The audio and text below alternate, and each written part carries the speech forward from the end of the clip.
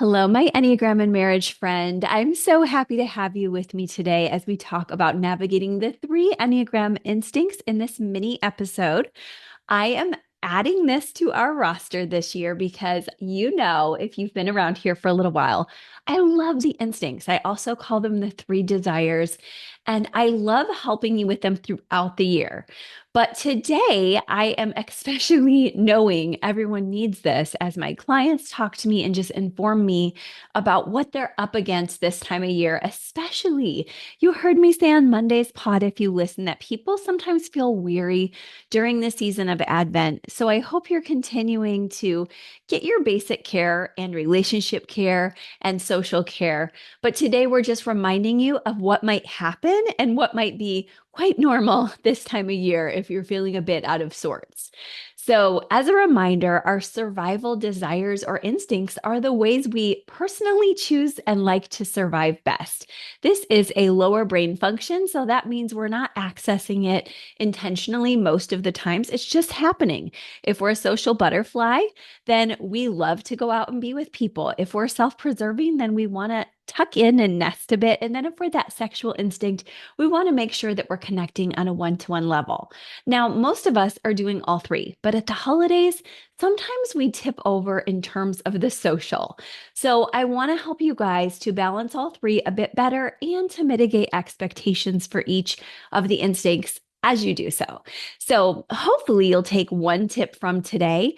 And also there's a special freebie for you in the notes if you are able to just walk this out a little deeper with you and your spouse or just yourself. And I also have an even deeper dive if you want to go even deeper than that as well.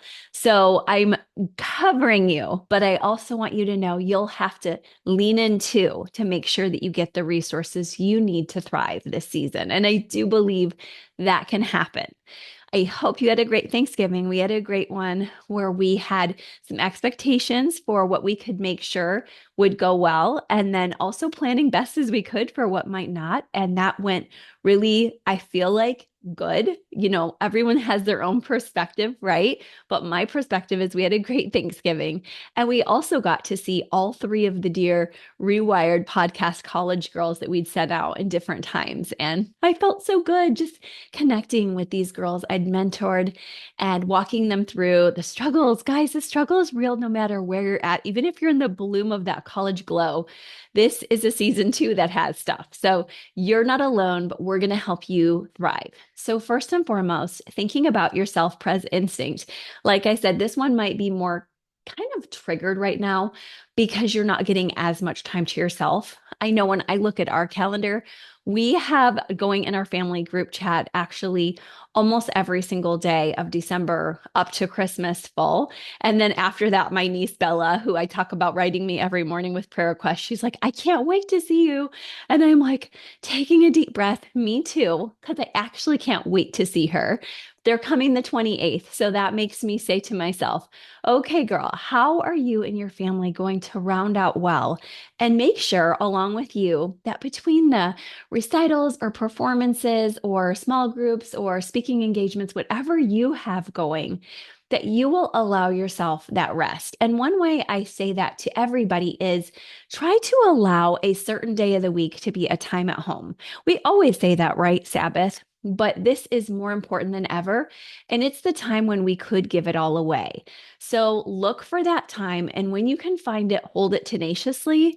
And I'm actually going to be doing that with you. And that's why I thought of this too. I was like, I need to do that. Every night seems to be booked. So holding tight to what is one night where we can stay home and rest. And or another tip I have for you in this instinct is setting a reasonable bedtime. Wes does this one pretty well, where he's like, okay, I'm going to be in bed by 10 o'clock. And he might even start the rounds at 9:30. And I have a little bit of a type 7 way I do that, where I'll like fall asleep at the end of a show we're doing. Like right now, we're doing Stranger Things for Jack because he's never seen it. And I'm just like, okay, I've gotten about halfway through. I'll fall asleep during about halfway through of the show sometimes, and then I'll wake up at the end of the night and have another hour or two left in me. So making sure you get your sleep, however you get it, is fine. Whatever helps you to make sure you got a good chunk of sleep. And most of us need 7 to 8 hours. So whether you're a napper or like me, your end of the day snooze helps you to feel more alert and vibrant the next day. That's okay. This is a time of year for survival and thriving, but definitely understand that if you're looking for creative means, this is what I'm going for with you. Now, for your sexual instinct, really hang on to date nights, but combine them with things like we did this week, which was Christmas shopping. And it was really fun to do that together on our date night. We had Indian food. If you saw our Instagram, Wes had a fun little idea for us to make hearts with our hands. And then another couple or two wanted to do that with us. So we were still having our glow one to one, but we were also out there getting stuff done practically and going and eating healthy food. And we did eat on the healthy side. It was still a little bit of a fun type of food too, but you get my point. Keeping some health, keeping some time for you guys with the one to one. These are strategies that are going to help you so much, and you won't lose each other because you're like, oh, we could do these errands together. Like last week, I had the girls' dance performance to go to in Orlando. And so Wes and I, before I left, had a fun date night, or actually date morning at the gym before I left. And then he joined me the next day. So, really fighting for your marriage means we're going to do that. And we're also going to approach the hard conversations as needed. The tendency can be one or the other, like let's avoid everything and just have fun, or let's be on each other for conflict because the holidays are stressful. So, I want to encourage you to use your E&M tools to find your voice and your glow, both. And then in the social instinct, like I said, this is a space that very well may threaten to take over. And as such, allow yourself to ask yourself, are you the leader in every social setting, or are there ways and stages you could hold back? Like, I'll probably go to a ladies' dinner at church, but I was thinking, you know what? I'm not that connected as a leader there. I'm just going to be an attendee and have fun going with my daughter to a women's event. And I was thinking doing this in the name of my mom because my mom loved going to women's church events and she would look forward to it, and she would save up her money to be like, I'm going to get that $14 dinner ticket because my family were teachers. And, especially in the years where it was just my dad's teaching budget and he was saving for his pension. And so it's like, really, really tight, but she was looking forward to that. And it makes me want to follow that legacy of connection socially. And also, like I said, you hear me saying, I'm not leading in that one. I'm just enjoying. Whereas there's other spaces and ways that I'm leading. And I just love that in some of these social events that I know are on your calendar, you're probably leading, but there's some that you're just having fun at or laying low. You can put your Enneagram 5 on a little, maybe drive separately from your spouse. If you're like, ooh, this is going to be a big one, that's asking a lot of me. There are so many ways that you can navigate socially.